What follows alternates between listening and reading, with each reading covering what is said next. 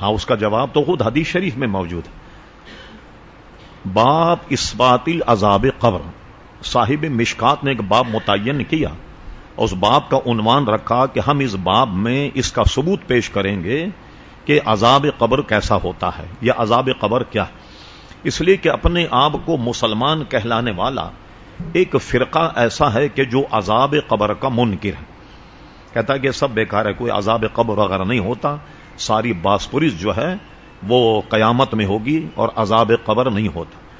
میرا خیال کوئی 10-12 سال پہلے ایک صاحب تھے، انہوں نے کھارا درم سے ایک کتاب بھی شائع کی اس مسئلے پہ بڑی ضخیم، اور اس پر کاروائی بھی ہوئی کہ یہ عذاب قبر وغیرہ جو مولویوں کے ڈھوکوس ٹھکوسلے ہیں اور یہ کوئی عذاب قبر وغیرہ نہیں ہوتا.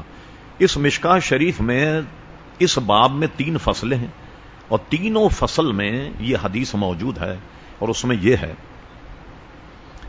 کہ جب نکیرین قبر میں آتے ہیں اس کو بڑے خوفناک طریقے سے مردے کو جھڑک کر کے اٹھاتے ہیں، نیلی آنکھیں، بڑی خطرناک صورتیں، اور زمین کو ایسے چیرتے ہوئے آتے ہیں اور مردے کو بٹھاتے ہیں، اور بٹھانے کے بعد مردہ زندہ ہوتا ہے. اس سے پوچھا جائے گا من ربوں کا، تیرا رب کون ہے؟ وہ کہے گا ربی اللہ، میرا رب اللہ تبارک و تعالی. اس میں کامیاب ہوا. پھر پوچھا جائے گا ماں دینوں کا، تیرا دین کیا ہے؟ مردہ جواب دے گا دین الاسلام، میرا دین اسلام ہے. پھر حدیث شریف میں ہے کہ نبی کریم علیہ الصلوۃ والسلام ہر مرنے والے کی قبر میں جلواگر ہو جاتے اور فرشتے ان کو دکھا کر کہتے ماں کنت تقول فی حق حاضر رجل، اے قبر والے جو سامنے آدمی کھڑا ہوا ہے تو اسے جانتا ہے؟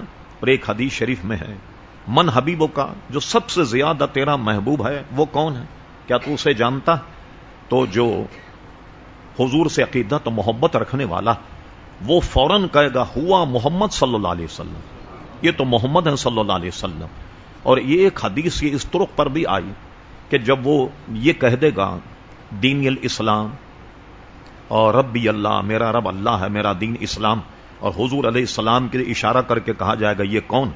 وہ کہے گا ہوا محمد صلی اللہ علیہ وسلم. ایک روایت میں یہ ہے کہ حضور علیہ السلام نے فرمایا فرشتے اس قبر والے کو یہ کہہ کر جائیں گے نم کنو متل عروس، اے قبر والے اب تو قیامت تک ایسے سو جا جیسے دلہن سوتی ہے.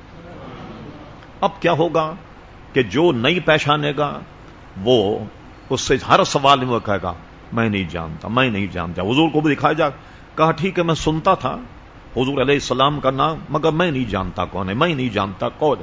اور دونوں حدیثوں میں ہے کہ فرشتے جب حضور کو پہچان کر جواب دیں گے تو فرشتے کہیں گے یہ تو ہم پہلے ہی سے جانتے تھے کہ تو یہ کہے گا. اور کہا جائے گا کہ لاؤ جنت سے اس کے لیے کہ بستر لاؤ، بستر بچھایا جائے، اور اس کے بعد کہا گا کہ جنت سے کھڑکی کھول دی جائے تاکہ قیامت تک یہ جنت کی ہوا اور اس کی گویا فضا سے متمتع ہوتا رہے. اور جو آدمی حضور کو نہیں پہچانے گا، سوالوں کا جواب نہیں دے گا، تو فرشتے اس کو کہیں گے یہ ہم پہلے ہی جانتے تھے، تو وہ یہ کہے گا.